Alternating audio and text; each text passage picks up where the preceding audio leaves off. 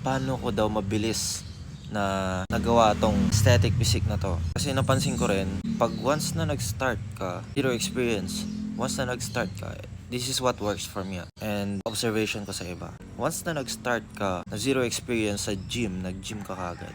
No experience, wala kang push-up man lang, di mo alam kung paano mag-push-up. Ang tagal ng progress mo kasi yung pag-gym mo, dahan-dahan pa niyang ikukurba yung body, mga mga body mo, yun, ikukurba niya pa yung triceps mo, mga ganito ganyan, ikukurba niya pa bago mag-pump, kumbaga bago siya mag-pump. And meron din kasi akong na dati naming ka-team, na ganun din yung journey niya sa akin, na nag-calisthenics muna siya, or parang naging calisthenics muna siya bago magpunta mag-gym. Parehas kaming sobrang lean and ganda ng katawan, pero mas maganda yung abs niya. Naman, mas maganda yung chest ko.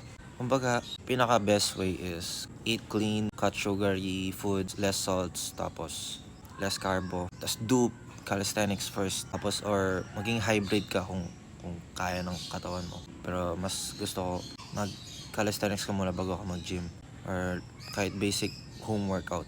Yan. Ang ginawa ko nun is calisthenics muna ako, tapos nung nagkaroon na ulit ako ng visible cut sa katawan ko, I started gym. Tapos dun siya lumaki lang.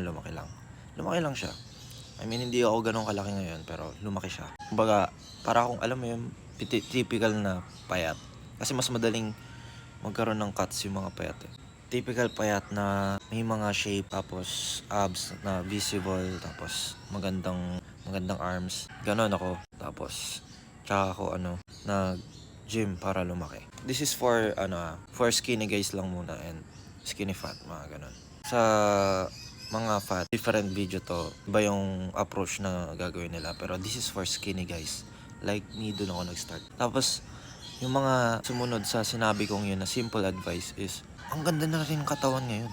Like, napaka basic, no bullshit, no type shit na ganito ganyan. Hindi ko sila tinuruan about diet, ganito ganyan. Siguro inalam nila mag-isa nila yung mga diets and shit. Pero yung mismong start is sa calisthenics. Ini-start nila yan sa ganun. Tapos nag-upgrade lang sila. Pero yun, kasi meron din akong ganun na journey. Kailangan mo ng diets pag meron ka ng visible physique. So don't overthink it and just go.